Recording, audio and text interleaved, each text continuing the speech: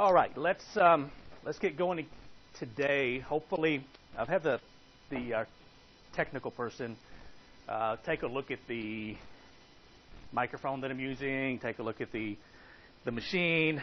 Trying to get rid of the interference sound that you might hear if you happen to miss class and you watch the integrity video. If you're at the online class and watching the integrity video, because it is very annoying. According to him, it's should be gone today, so I guess we'll find out after class whenever I finish and listen to the recording and see if it's still there. But what I want to do today, we're going to start into chapter 3 today, which is going to be our last chapter before the first test. So far we've covered chapter 1, chapter 2, chapter 4, or part of chapter 4, what we need to know for chapter 4. And now we're going back to chapter 3, and I saved that because, I could have just posted that to Integrity last week instead of chapter 4, but chapter 3 is an important chapter because it talks about financial statements, financial statement analysis, and so those are really important things that you need to understand as you go forward, either in this class or in your other, if you're taking other finance classes or accounting classes or even management marketing classes. You need to have a good understanding of financial statements. Now, we don't offer currently a class by itself on financial statement analysis, although I have taught some classes at other places on just financial statement analysis. And beginning in January, so the spring semester, for those of you who may be interested currently in finance, you can get a straight finance degree, a bachelor's or bachelor of science, or you can get an area in finance with a certified financial planning option. We are adding to that, starting in January, an area in finance with a commercial bank management option. So if you're interested in the field of banking, bank examination, anything to do with banking, we're going to be adding 2 new classes to our current lineup. So we'll have a total of 5 banking classes. And one is going to be a lending class. So it's going to talk about how to make loans, consumer loans, home loans, business loans. And it's going to have a financial statement analysis component to that. And the reason is, if you're making a loan to a corporation, as a loan officer, you have to understand what's happening within that corporation. You have to be able to understand how strong is it, how healthy is it. And you just can't drive up to the headquarters and look at the nice brick building and walk in and see the nice receptionist, and it really looks nice, and it looks like they make a lot of money here. Look at the leather chairs, look at the carpeting. You can't tell from that. You have to look at the financial statements, the income statement, the balance sheet, the cash flow statements, and some of the others to determine, is this a strong company? Is this a company that if my bank loans them money, they can pay me back according to the terms of the loan agreement? And so it's critically important to understand financial statements.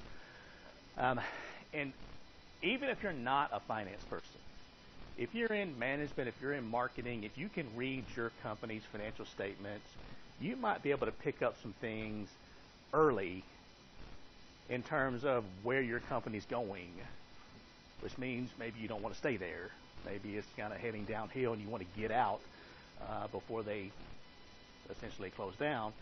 Or if you're having problems, a lot of times you can solve those problems, and it makes you look really, really good if you can solve those problems before they get out of hand. So this is chapter 3, a really important chapter. Now, we're adding a lending chapter and a financial statement analysis, a lending class and a financial statement analysis class in January, and also a bank compliance class. Now, to take those classes, you're going to first have to have taken Finance 334, which is the basic banking class. But once you've taken Finance 330, that class is also offered in the spring semester, so you could take it. And then if you were a finance major, you could take other classes in the fall, and then those 2 classes next spring. And be out of here on time. So anyway, I'm just plugging that new program. It's something that the banking community has asked for a long time, and I think there's a demand for that. A lot of our students go to work for banks, either locally. We got students working at banks all over the country. when I was teaching at the LSU Graduate School of Banking this summer in Baton Rouge. I had 2 former students. I had a class, teaching a class, I had about 200 people in that class, and I had 2 students come up to me at the break and said, and I felt kind of bad, but they said, hey, one said, hey, do you remember me? And I said, I'd like to really tell you I do, but you look familiar, but I don't really. He's like, I was in your class. I was in your Finance 330 class at Murray State. And he was living in Oklahoma, maybe, I don't know, somewhere. And I said, really? I said, well, when was that? And he told me it was about 8 years ago. And I'm like, well, okay, it's good to see you. Glad to see you're doing well. Keep in touch with me. And then I had another guy come up a little bit later, and he said, same thing. So if you see me sometime 20 years from now, don't start out with, do you remember me, okay? Because that makes me feel bad when I don't, okay? But he said, do you remember me? And I said, man, you look so familiar. And he said, well, I was in your class, and it was back in 2004 or something like that. And I'm like, man, I'm pretty good with faces a lot of times, and I can use either do the name or the face, but not both. But you're going back, 11 years, 12 years, so I really can't help you too much there. But anyway, he was really successful. He was a commercial loan officer, senior vice president of a bank, and I want to say in Texas somewhere. But again, our graduates is just, you spread out. And then the regulatory agencies, you should have received an email from me regarding the Comptroller of the Currencies Office, the OCC. That's a pretty sweet job. Starting salary of about $50,000 per year, really good government benefits, pension plan and a 401k plan, both, which is very, very rare to find today. And so if that's something that you're interested in as you're going forward, and I realize some of you may not be graduating for a while, but if you want to talk about any of that, let me know. Let's make an appointment. We'll sit down. We'll go through some of the options that you have. All right, so that's my plug for our new program. Now, I wanted to point out a couple of things. I said we're in our last chapter, so we'll be on it today. We'll probably talk about it Tuesday. We might even do some reviewing of it and work a sample problem or two on Thursday. So we'll be in chapter 3 for a little while because it's pretty important. But I wanted to point out on your Canvas page, of course, these are your integrity recordings, and if you're in the online section, it's going to look just a little bit different, but basically it's the same thing. Now, these are your practice questions and solutions for each chapter. And then if you go down here, the first 5 items are related to Test 1. And these are some practice questions for Test 1. Now, if you go to these practice questions, they're going to have the solution, well, here's the solutions, but these are pulled from the same test bank that your test questions are pulled from. And the reason that I provide you with these is a couple reasons. One is, one of the main things that I hear from students, especially when they take the first test in here, is the wording of the questions sort of confusing. And, you've been in here with me, that I'm simple, okay? I'm not a real complicated person. And so when they're reading that, they're like, well, that's not really how, what you said in class is.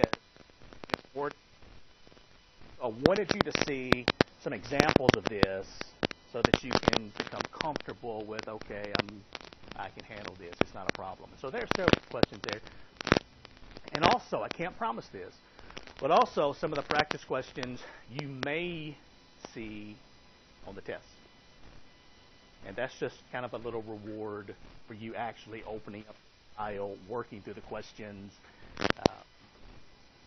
And if you can get, a few questions that you've already seen before, hey, 50 questions, 2 points apiece, get 3 or 4 free questions. You're at a 6 or an 8. You're doing great. Okay? You've only got 94 points left for 100 on this test. So as you're going, and we can talk about some of these too later, but I wanted to point these out for some of you who want to get started early, that they are here, so you can get started on it. All right. So, are there any questions to this point? I mentioned the test. I'll go ahead and just kind of talk really briefly about it. The tests in here are all multiple choice questions. There are 50 questions. They're spread fairly evenly among the chapters.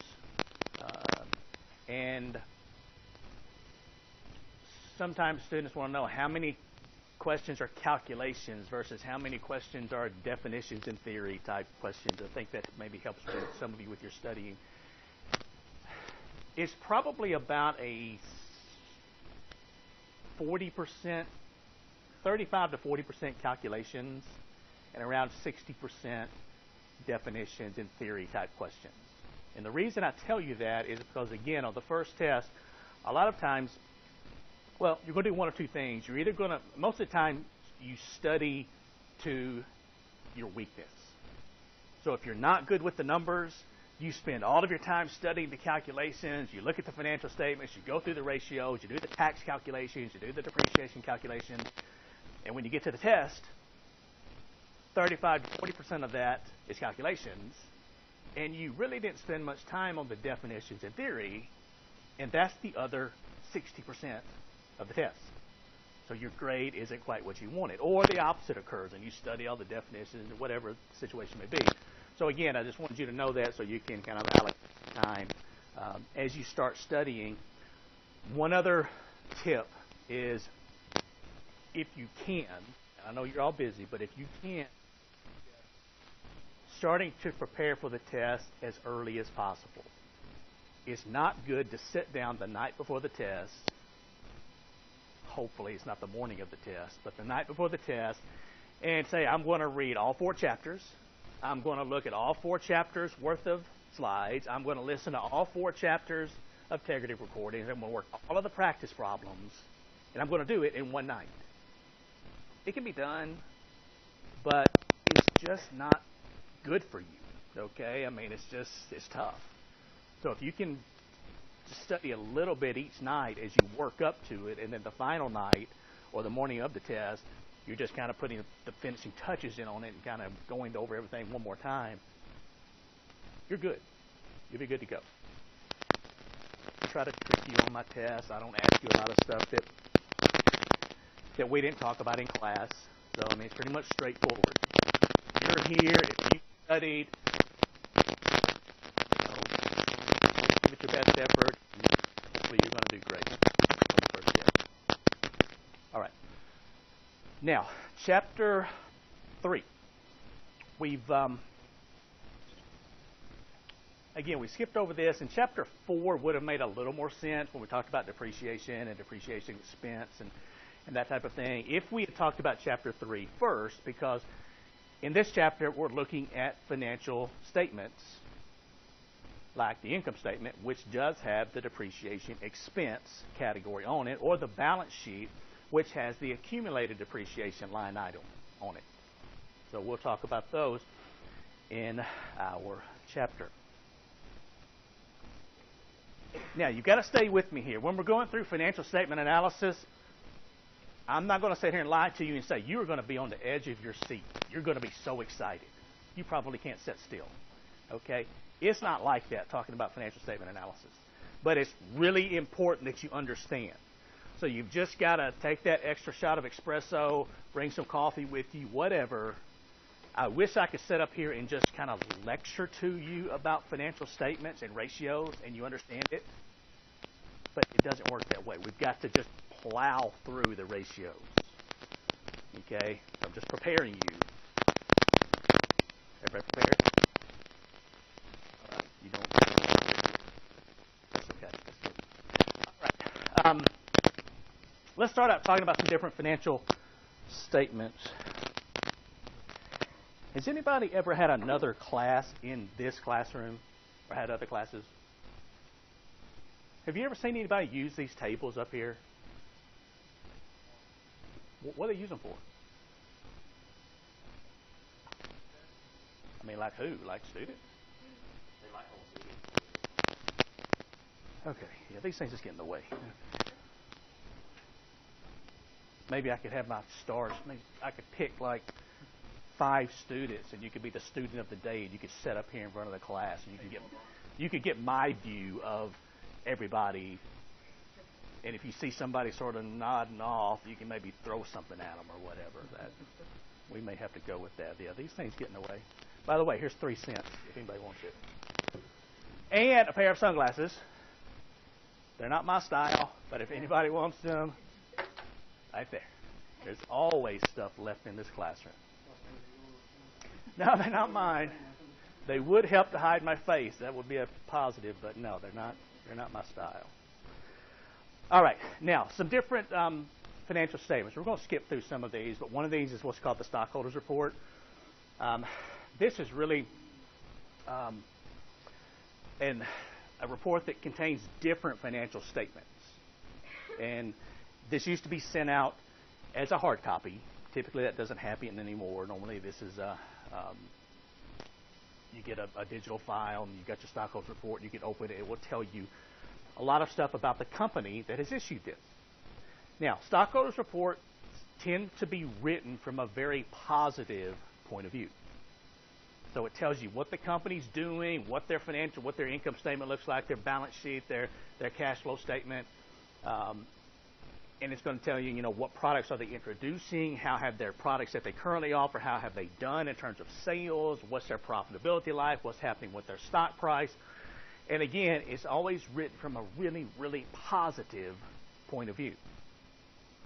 We've talked in here, I think we might have mentioned Enron. You've talked in every one of your business classes about Enron Corporation, which is kind of the, just the perfect poster child for terrible financial management, unethical behavior. And you could just, there are classes taught just on Enron, okay, what happened. But I will guarantee, I haven't looked at them, but I'll guarantee if you look at an Enron stockholder report, before the company collapsed, it's going to look great. You're going to read that report and you're going to think, wow, this Enron Corporation, I've got to invest my money in this. It looks so nice. And normally they're nice and glossy. They're not like just the black and white. They're color and they're glossy and they look really good. And they pay marketing people, a lot of people, to produce these stockholders reports. And it's got, you can kind of go through some of this, and we'll skip through some of these. And here's our ethics. A lot of times, we have a little focus on ethics in each chapter, and a lot of times in this you will see Enron mentioned in these items. Okay, now the 4 key financial statements. We're going to focus on 2 of these, but I'm going to introduce you to 4 of them really quickly. The first one is what's called the income statement. Now, all of you've had accounting, so you're familiar with an income statement, what it looks like, what it does. This says it provides a financial summary of a company's operating results during a specified time period. So this could be, you can have a monthly income statement, a weekly income statement, a daily. Now, a lot of times we look at it on an annual basis.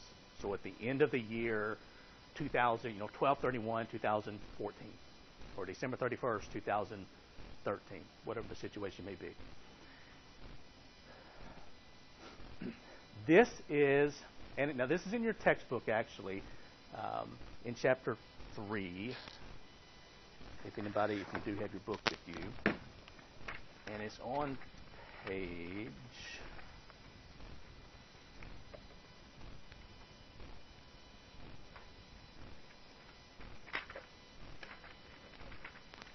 Okay, it is on page 60 of your textbook, chapter 3. And this is important because, one reason, I'm going to kind of go through this really quickly with you, but secondly, we're going to use this income statement in our calculations of the ratios for our examples as we go through this. Now, our company here, this is called Bartlett Company, and these numbers are in thousands of dollars, which means if you added 3 zeros to the end of these numbers, then that's going to be the actual dollar amount. So, for example, with our company here, sales revenue for 2012 was actually, if we added 3 zeros, $3,074,000. But to simplify it, a lot of times they're just given in thousands. So we'll say 3,074. Now, this is typically what an income statement looks like, kind of how it's laid out. Different companies do things a little differently. They may label some of the line items with different names, but they all work the same. So if you can read one income statement, you can read any income statement. The top line is going to be called sales. or total sales or sales revenue or total revenue, something to that effect. That's what the company produced and sold. We then subtract out cost of goods sold. That gives us what's called gross profits. Then we have operating expenses. This is what reduces our taxable income. So things like selling expense, general and administrative expenses, leasing equipment. Here's our depreciation expense that we talked about in Chapter 4. So this company had $239,000 in depreciation expense. And so these are operating costs, $568. We subtract that from our $986, and that gives us operating profit of $418. Then we subtract interest expense. Interest is what we pay to use somebody else's money. And it normally comes from two sources. One is going to be we borrow money from a bank, just like you might buy a car and borrow money from a bank to buy that car. Or we borrow money through the issuance of bonds, corporate bonds. So we're raising capital, and we pay the bondholders interest payments. Okay, so that would be the interest expense. Once we subtract that, that is net profit before taxes. Then we have the dreaded federal and or state and or local income tax, which is here is $94,000, which leaves us with net profit after taxes. Now, I want to point something out here, and this will make more sense as we start going through the chapter. But this company has net profit after taxes of $231, and for a lot of companies, that's the very bottom line of the income statement. Once we get there, we're finished. But this company, in addition to common stock, it has shares of preferred stock that has issued to raise capital. And so it is paying preferred stock dividends of $10,000. So we have to subtract that out, and that leaves us with what's called earnings available for common stockholders of $221,000.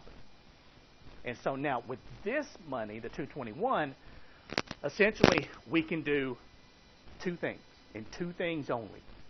One is we can pay dividends to our common stockholders. Remember, common stock and preferred stock is different. We're going to cover that in Chapter 7. Or the other thing is we can put some or all of that money into our retained earnings account, which is found on the balance sheet. The retained earnings account for a corporation is just like their savings account. It's money that they're setting aside, they're saving to use later. And then we've got here, we actually have a couple of ratios already calculated for us, which we'll talk about these later, earnings per share and dividends per share. And then we've got some footnotes. I bring this up because the footnotes to financial statements, oftentimes they contain a lot of really good information. If there's something that a company may not want you to really know about, but legally they have to disclose it to stockholders, a lot of times they're going to bury it here in the footnotes because they know a lot of people aren't going to take time to read the fine print. So when you're looking at financial statements, read those footnotes. Okay, so this is an income statement. Now, this is a personal finance example of an income statement. I said a lot of things in here we're going to talk about from a corporate point of view, but also you can use that knowledge for your personal financial gain. And so if you want to put together a personal income statement, it's pretty simple. You simply have what you have coming in terms of income. This example here, they've got $73,040 in income, what they make it work, their interest, dividends they received, etc. And then they've got their expenses. So per year, what's their house payment, their mortgage payment? This is annually. Car payments, utility payments, home repairs, food, car, health care, clothing, insurance, taxes, etc. Tuition and books, etc. So they've got total expenses of $61,704. And this couple, Jan and John Smith, they actually have a surplus, which means they bring in more than goes out, of $11,336. That's a great thing. Because a lot of times, and in the United States, we're really good at this, we spend more than we make. It's very common. It's also a very bad idea. Because, for example, here, if we had a deficit, if we were spending more than we were bringing in, how do we make up for that deficit? Where did that money come from? From where? Credit. From borrowing.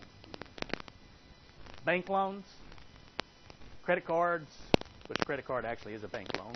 It's meant to be a short-term bank loan. A lot of times people kind of use it as a supplement to their income, but it's not supposed to be. We borrow money.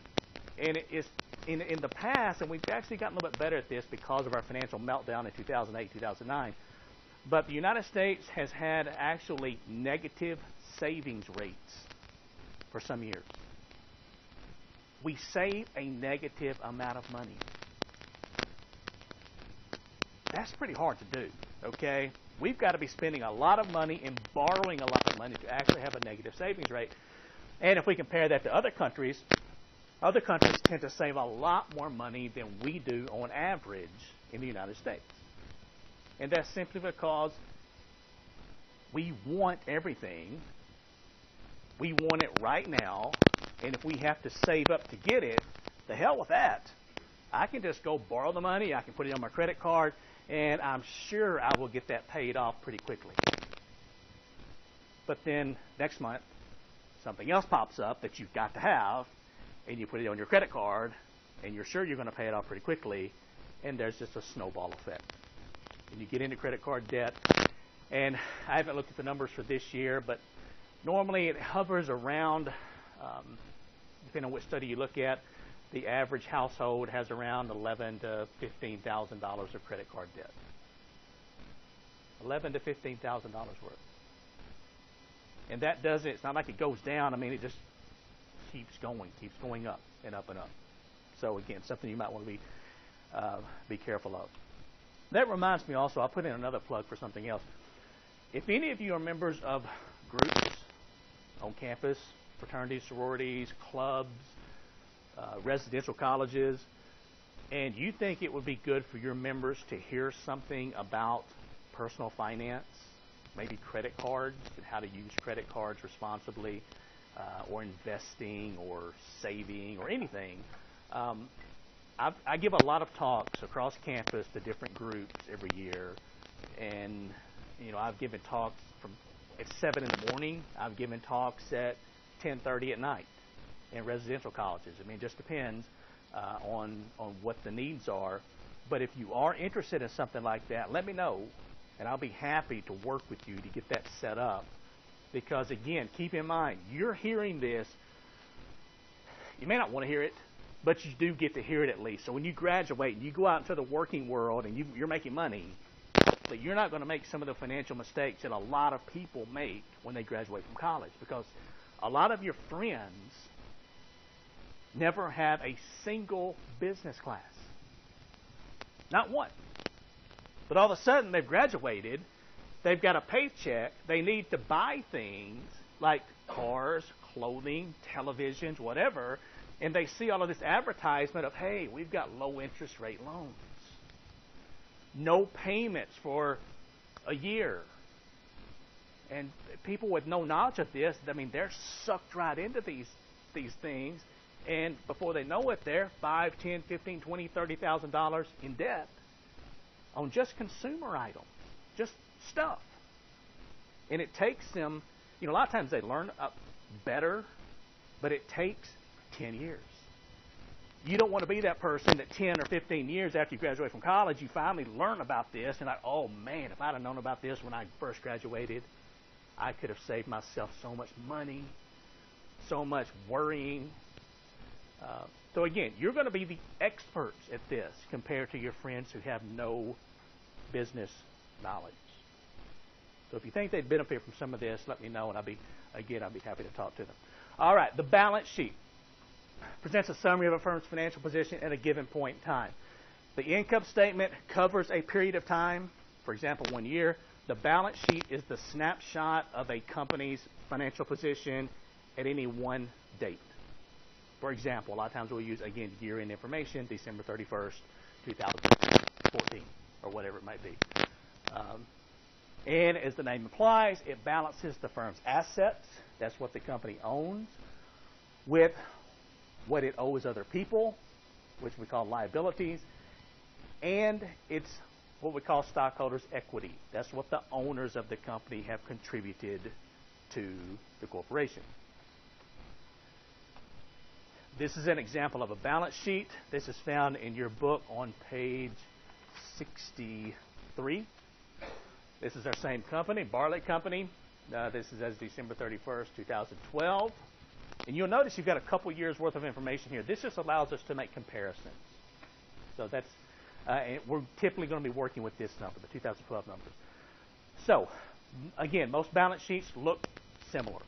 They may be a little different depending on the corporation. We have assets listed first. That's what the company owns. And normally we start out with the most liquid assets first. So cash is almost always the very first asset listed. This company has $363,000 in cash. Marketable securities, another name for this is their investments. So this is things like government bonds, government notes, T-bills, that type of thing. Accounts receivable. Somebody tell me, what are accounts receivable? Money you have due to you. Okay, so if your company, you've sold something to a customer on credit, they've got your item, but they haven't paid you yet. That's accounts receivable. It's money here come in, so we're calling an asset. And then we have inventories of 289. So if we add these first four categories together, this is what we call current assets or short-term assets. Then we have land and buildings, machinery and equipment, furniture and fixtures, vehicles, then other, kind of a catch-all category for assets. So we've got what we call total gross fixed assets, and that includes, again, the land, the machinery, that type of thing. And then we have a line item called accumulated depreciation. And that is simply the depreciation expense that was found on the income statement that has been accumulating for the last several years. So all of the depreciation that's built up on the assets that you have is found here. So this is what we call gross fixed assets. We subtract accumulated depreciation. That leaves us with what's called net fixed assets. This is what the assets are worth on the balance sheet. Net fixed assets. And then we have, add this up, total assets of $35.97. Okay, so that's the asset portion. Now we've got the liability and stockholders' equity portion. So again, we typically start with the shortest term liabilities. So we've got accounts payable. Somebody remind me, what are accounts payable? It's what? Okay, so that's what you owe. So you've bought something on credit from somebody, and it's an accounts payable. Now, on the company that you bought it from, they're going to show that as an accounts receivable. Okay, but in this case, this is what you owe other people or other companies. Then you've got notes payable. So this is where you borrow money. And accruals. Somebody tell me, what's an accrual?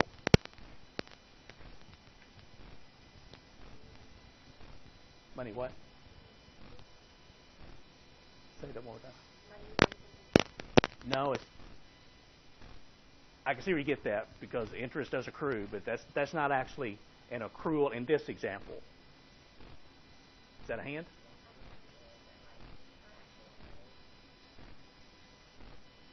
Okay, explain that a little bit more.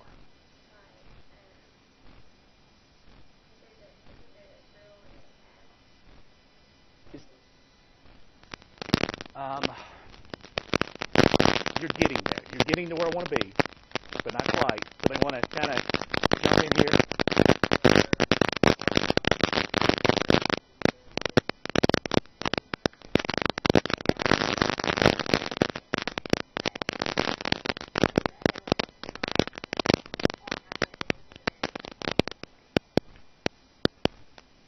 Man, y'all are dancing all around it. You're right there.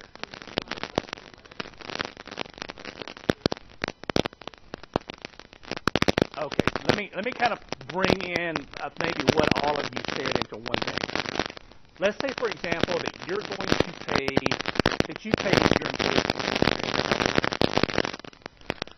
and the health insurance is due at the end of March. Now,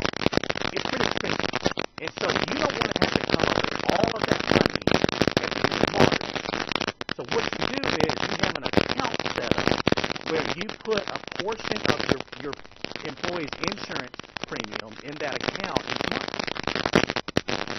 Okay?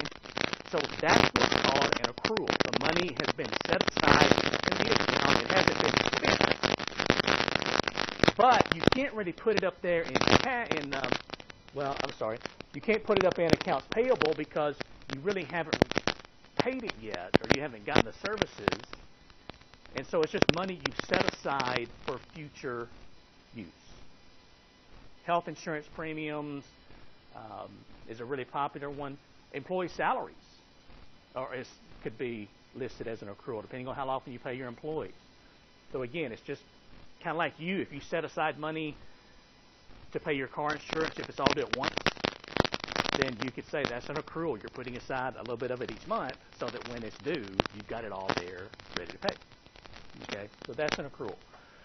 So these are short-term liabilities. Then you've got long-term debts. So this is money that you have borrowed, $1,023,000. And this long-term debt could either be a mortgage on a building. It could be, again, bonds that you've issued, that type of thing. So these are your total liabilities. Now we have the stockholders' equity portion. You can notice this company, again, has two different types of stock. Some companies don't have two different types of stock. Okay? So if our company just had common stock, then if we went back and looked at the income statement, we wouldn't have this line. Okay? We either have net profit after taxes or earnings available for common stockholders, but we wouldn't have both because there are no preferred stock dividends because we don't have preferred stock. We just have common stock. So we've got preferred stock. This common preferred stock pays a 5% dividend, 5% of $100 or $5 per share. We've got 2,000 shares issued and outstanding. We've got common stock has a $250 par value, 100,000 shares authorized. And this is how many we have outstanding in 2012, 76,262. And in 2011, we had 76,244. Now, somebody tell me, this 250 par value on common stock, does that really, what is that? Does that mean anything to us?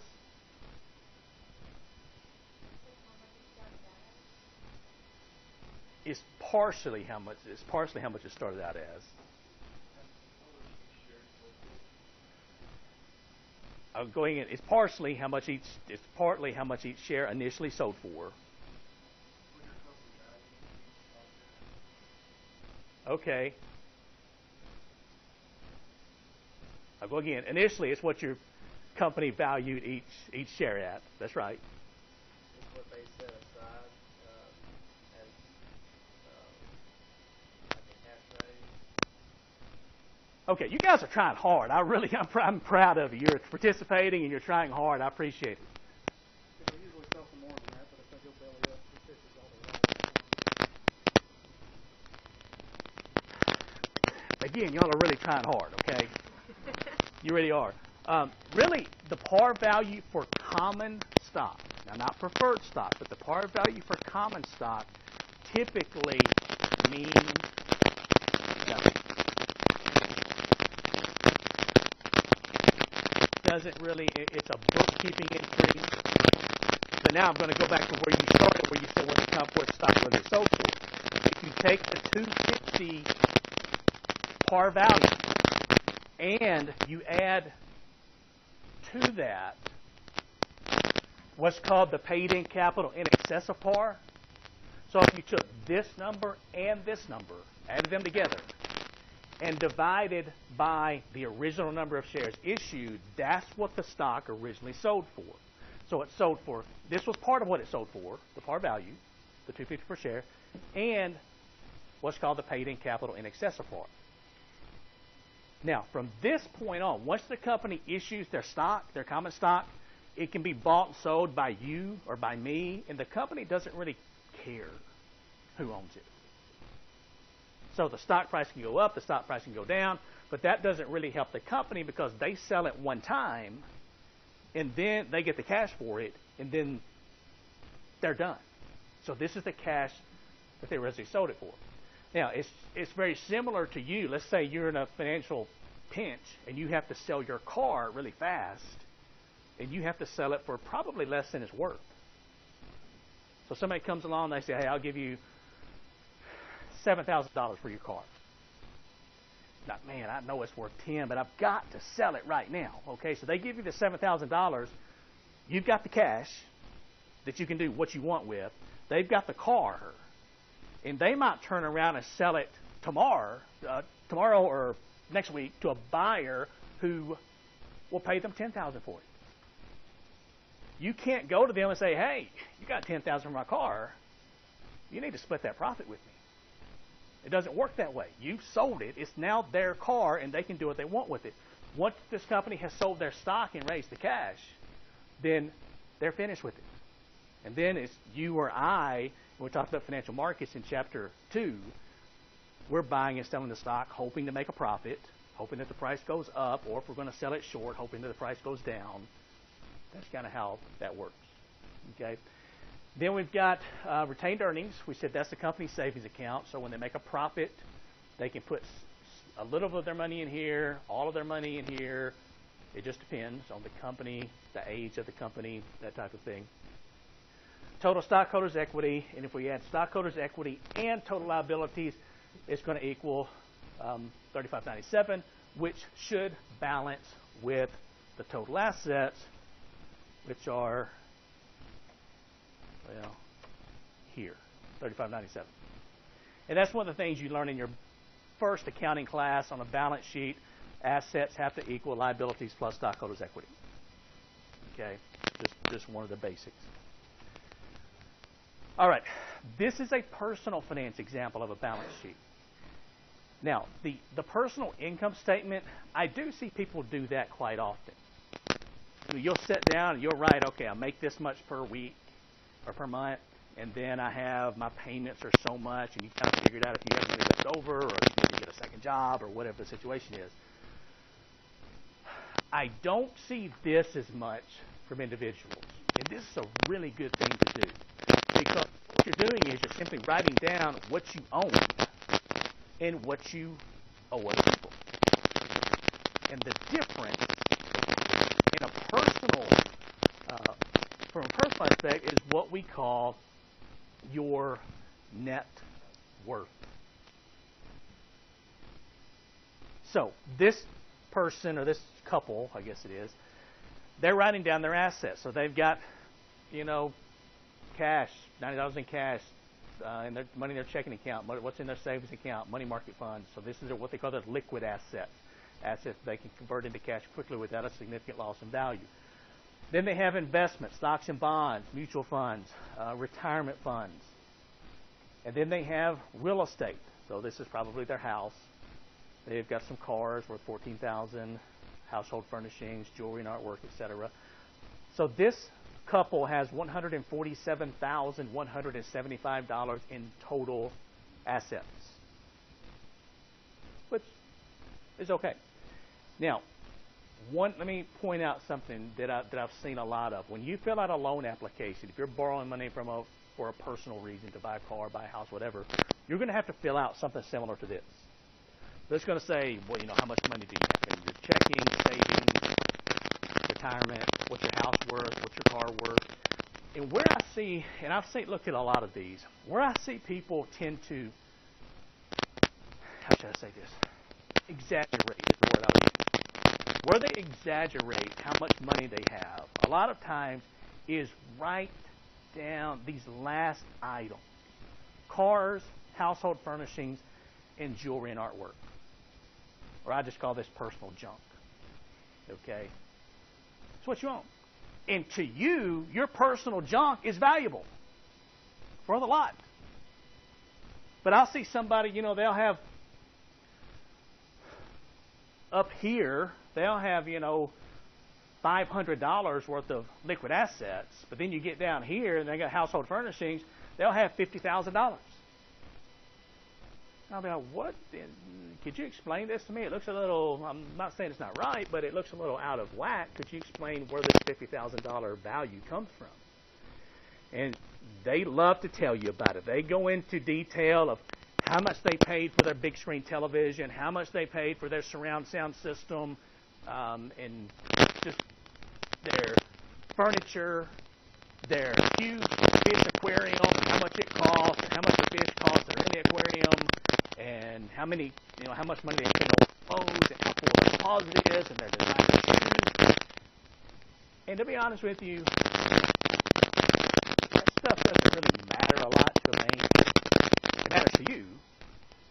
But what a bank wants to know is, if we have to come from you and sell it, what about it? And if you think that $100 pair of jeans is still worth $100, let's get Thursday. Every couple of August, it's on Saturday. Saturday, go to a garage sale in Murray, we're going back to this weekend, and take a look at what you're selling it for.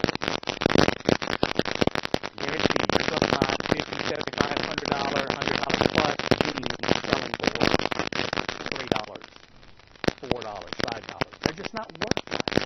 That big screen television, when you thought it was worth a lot, but if you try to resell it, you're not going to get much for it. It's just how it is. Okay? So a lot of times, you have to kind of look at this and be realistic as to what are some of these things worth. If you want to know what your car is worth, don't guess. Go to Kelley Blue Book, go to Edmunds.com, go to NADA.com, and look up the value of your, not the retail value, but typically between trade-in and retail, that's about what it's worth. Your motorcycle, your boat, your ATV, car, whatever. You can get a realistic number of what it's worth. Now, on the liability side, this is what these people owe. So credit cards, $665, utility bills, medical bills, so short-term liabilities, and then real estate mortgage on this $120,000 house, they owe $92,000. They owe car loans, $4,250, and that's not too bad on cars they value at $14,000. Where you see the problem is, if you've got auto loans of $16,000 and cars worth $14,000, that means they're upside down on their cars. They owe more than the car is worth. And that's a very common occurrence with a lot of people who don't understand loans and financing cars. School loans. Oh, students love these. Believe me, I've got more than my share of experience with student loans. Personal loans, furniture loans, etc. So total liabilities. So if we take total assets minus total liabilities, this couple is worth $41,420 in terms of their net worth. This is an important number because it essentially, now it doesn't tell you how, what quality person you are. And just because you have a really big number here in terms of net worth, that doesn't make you a good person or better than somebody else. But if you hear somebody say that they're a millionaire, then they have to have a net worth of at least $1 million. It doesn't matter what's over here under assets. It matters here. For example, I could go down to, let's say I go down to a bank this afternoon, and I take out a $1 million personal loan. And I have it put into my checking account. And so here, I've got checking accounts, $1 million. Can I say that I am now a millionaire? Why not? I just told you I'm going to have right here $1 million in my checking account. I'll show you the checking account. Because what? I've got, well, what bill, what's the main bill that I have to pay back of that $1 million? I've got to pay back the $1 million. I borrowed $1 million, so I've got to pay back the $1 million plus interest on that. So remember, I put the $1 million here, but where else do I have to add the $1 million in this balance sheet? Over here, under liabilities. I have to have personal loan $1 million. So if I take the $1 million in my checking account minus the $1 million I owe, how much did I increase my net worth? Zero. And this is one thing you will see, especially if you work with money, if you work in banks, if you work in insurance or around money. And some of you know this already. If you haven't, you need to know it. And it was a shock to me when I first started to work in banking, because I would see people and they'd drive up to the bank in a really expensive car, and they'd have a really big house, or they'd have the really nice clothes, and you're thinking, wow, these people, they've got to be loaded. But what you find, and I'm not saying all the time, but what you find out often is the people that look like they have the most money don't. And that's because they might have a lot of assets, but they have even more liabilities. And so their net worth could be really low, it could be zero, or it could actually even be negative, which means you owe more than you own. And as long as you can keep making those monthly payments, you can keep up that lifestyle. But the problem is you're right on the edge. You're one paycheck away from missing that car payment or your house payment, or missing it for the second or third or fourth time, and possibly losing the car, losing the house, whatever. So again, I'm not saying it always happens that way, and so just because you see somebody who has money or looks like they have money, don't be thinking, I bet they don't have any money. They might be wealthy. And a lot of times the people that you see that just look normal, they drive a nice car, but it's 2 or 3 years old. They live in a nice looking house, nice neat looking house, but it's not a mansion. They take vacations, but they're not excessive. These are the people that a lot of times will have, $4, $5, $6, $700,000, $1 million net worth, even maybe $2 or $3 million or more net worth. And you'd never know it from talking to them. You would never know it. And I saw those people a lot in the bank, and a lot of times they were older people, and they were people who never made much money. And a lot of times I would sit down and talk to them when they'd come in to maybe renew a certificate of deposit or something, and I'd say, you've got a pretty healthy balance here. Have you been saving a lot? Did you make this money in a business that you own or what? And almost always the answer was the same. They would say, no, I work here, and my wife, she might have worked, maybe she didn't work, because these were older people and it wasn't as common then for the woman to work outside the home. But they would say, we started saving. I went to work when I was 16, which was very common for people who were in their 70s and 80s. And I never made much money, but I saved a little bit of what I made with every paycheck. I saved a little bit. And what we will learn in Chapter 5 in Time Value of Money, because that's where actually this class does get a little fun, is you can see that if you start saving early enough and you've got enough time, you don't have to save a lot, but you can retire with several $1 million saved up. And you don't really have to do anything special. You just have to be disciplined enough to save a little bit of your paycheck. And you let your money work for you. It's called the time value of money, or compounding, and it really adds up in a hurry. And if you understand that, that's a fantastic thing to know. It's those who don't understand it. And a lot of these people that I would talk to, they didn't understand compounding. They didn't understand time value of money. They can't use a financial calculator. They just know that it was drummed into them from especially the Great Depression, is that if you didn't have money set aside for emergencies, you can really hurt yourself if something goes wrong. And so they would just put that money aside, and it would just grow and grow and grow and grow. So again, that's just kind of a personal financial lesson. But I would suggest doing this once per year, the beginning of each year, January 1st. Sit down and make one of these out. And what you're going to see probably, if you're like an average college student, when you first start out, you may have a negative net worth. It's not uncommon. Because of mainly student loans. But then what's supposed to happen is, what should be happening is, you sit down each year and fill this out, your net worth should start increasing.